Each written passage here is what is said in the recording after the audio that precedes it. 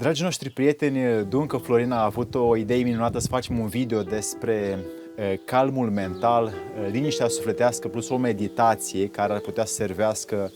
doritorului de a-și mai liniște această maimuță alșată din cap atunci când vedem că sunt prea multe gânduri și nu mai putem să punem pătura pe ele să le liniștim.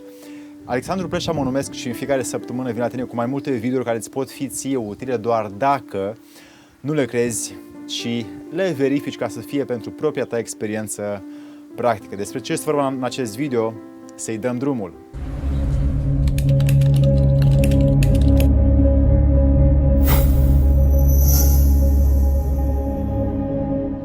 Dragii noștri prieteni, mintea noastră este formată din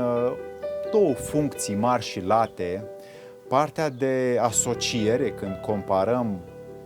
vedem ce e la stânga, e la dreapta, vedem curtea vecinului, ne vedem trecutul, asociem cu viitorul și așa mai departe. Și mintea formativă, atunci când noi suntem în fața unei situații și trebuie să găsim o soluție și avem mintea de creație, de inovație, de idei și ne putem descurca prin viață cu aceste două funcții ale minții. Ei bine, ele cumva s-au repetat atât de mult încât nu mai putem să liniștim mintea și din ce în ce mai mult o folosim fără rost cu gânduri pe care nu le dorim, nu le vrem în mintea noastră. Și o astfel de atitudine față de noi nu este productivă, pentru că mintea se îmbolnăvește cu timpul și nu putem să o oprim când dorim. De asta în Est se spune că mă duc să-mi liniștesc maimuța, înseamnă că mă duc să meditez sau mă duc să opresc această vâltoare a gândurilor din mintea mea. Și în zilele noastre, mintea a devenit un fel de industrie care în continuu face ceva, nu se poate opri. Dar în clipa în care noi o oprim, începem să-i dăm noi un sens, începem să o valorificăm la un potențial mult mai mare, pentru că este sub incidența noastră, propria noastră voință, să o oprim și să o folosim către ce scop vrem noi, nu către ce scop vrea ea. Natura minții umane a fost foarte mult dezvoltată de-a lungul timpului, în foarte multe tradiții, culturi, cărți ezoterice și așa mai departe, unde s-a vorbit despre partea ei inferioară și partea ei superioară. Partea ei inferioară fiind atunci când este agitată și fără rost și circulă și face chestii fără să avem atenție la ceea ce facem și de obicei o folosim doar în gândurile obișnuite sau în obișnuințele de peste zi. Și o altă parte superioară a ei, când totul se leagă, nu mai vedem pisica și scaunul, ci vedem tot timpul asocierea că pisica poate sta pe scaun să se odihnească. Și astfel de atunci când cuprindem cu mintea nu doar asociativă și nu doar formativă, ci înțelegem tot și toate în jurul nostru prin o capacitate de a înțelege că totul este așa cum este și este bine, atunci ne folosim de minte încât să ne creăm noi propria noastră înțelegere, propria noastră practică, propria noastră lege și să trăim după credința noastră interioară. Ei bine, calmul mental poate să fie oprit prin locuința în casa Domnului prezent. Ei bine, această casă nu o găsim prea des, este o casă foarte ascunsă, dar Domnul prezent este un Domn care tot timpul îți va deschide poarta când tu vrei să fii acolo și în prezent El va potoli funcțiile, ca și cum vii după o enormă iarnă grea, o mătu mare și ai poposit din frigul și înghețul de afară în casa Domnului prezent, unde totul este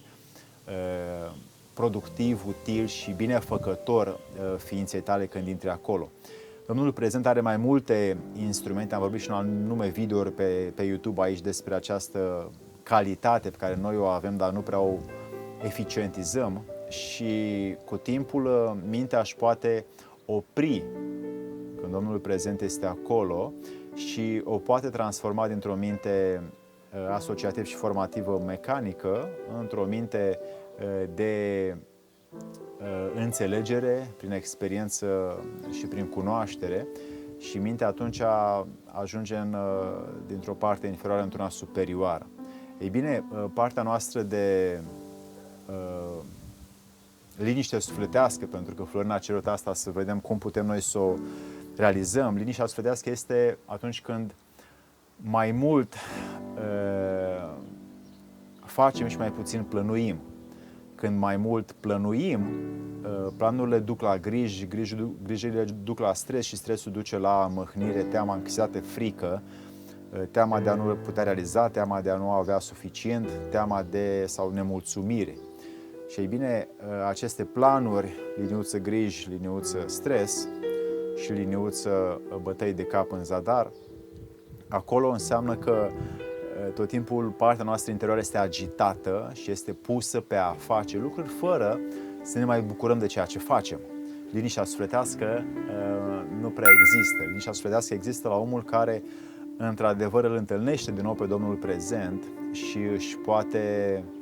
valorifica momentul și poate deveni proprietarul momentului, doar omul care vrea să își găsească liniștea sufletească. Liniștea sufletească mai apare la omul care mai mult dă decât primește, mai mult iubește decât vrea să fie iubit, mai mult este mulțumit decât cel nemulțumit, mai mult cel care zâmbește decât cel care este serios, mai mult cel care râde decât cel care judecă, mai mult la cel care se bucură și mai puțin la cel care se întristează. E bine, aceste calități ale sufletului sau virtuți ale sufletului noi le avem întru totul și depind doar de atitudinea noastră de a schimba dintr-o parte inferioară sau de neatenția noastră într-una care să ne fie nouă utilă de atenție productivă vieții noastre. Și astfel, liniștea sufletească se propagă în viața noastră mai mult timp. Și al treilea lucru, dragi prieteni, și mulțumesc Florin pentru această idee din nou, este o meditație pe care eu am învățat-o în inițierea în budism acum 6 ani în India, în Dharamshala, locul unde Dalai Lama stă, într-un sat care se numește McLeod-Ganj, undeva la un templu budist, la Tushita, unde am fost să stau în 2 săptămâni, 14 zile, într-un silent complet, fără să vorbesc, și mi-au fost extraordinar de utile acele 14 zile în care mi-am ascultat mai mult interiorul decât exteriorul.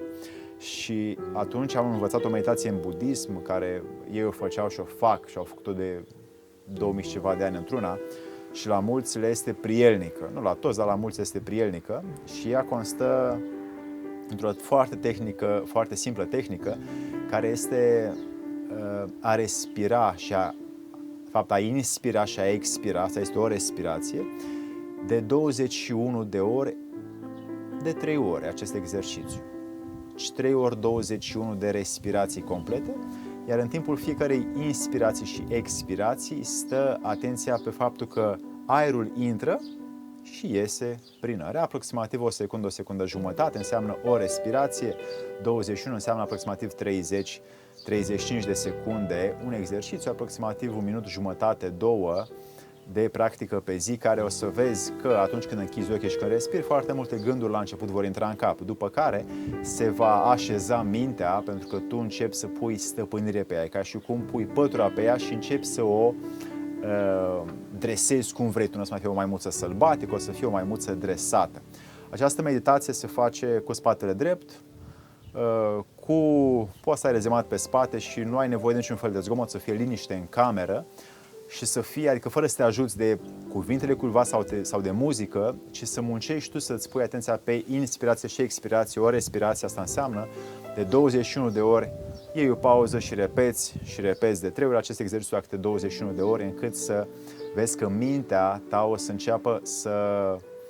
aibă mai multă putere, o să ai spații între gânduri de care te poți bucura mai mult. Aia înseamnă viață. Vei întâlni poate mai des pe Domnul prezent și îți vei însuși mai multe virtuți mentale și interioare pe care foarte puțini oameni le ating. Ei bine, dacă ți-a fost util și dacă ai experimentat, te rog mai departe să nu crezi nimic din tot ceea ce spun și să lași această formă de calm mental, de liniște sufletească și de meditație să-ți fie doar practică, fără a crede. Iar dacă ți-a plăcut, un like, un share și un subscribe, pentru că și alții se poată învăța doar dacă tu practici. Să-ți fie de bine!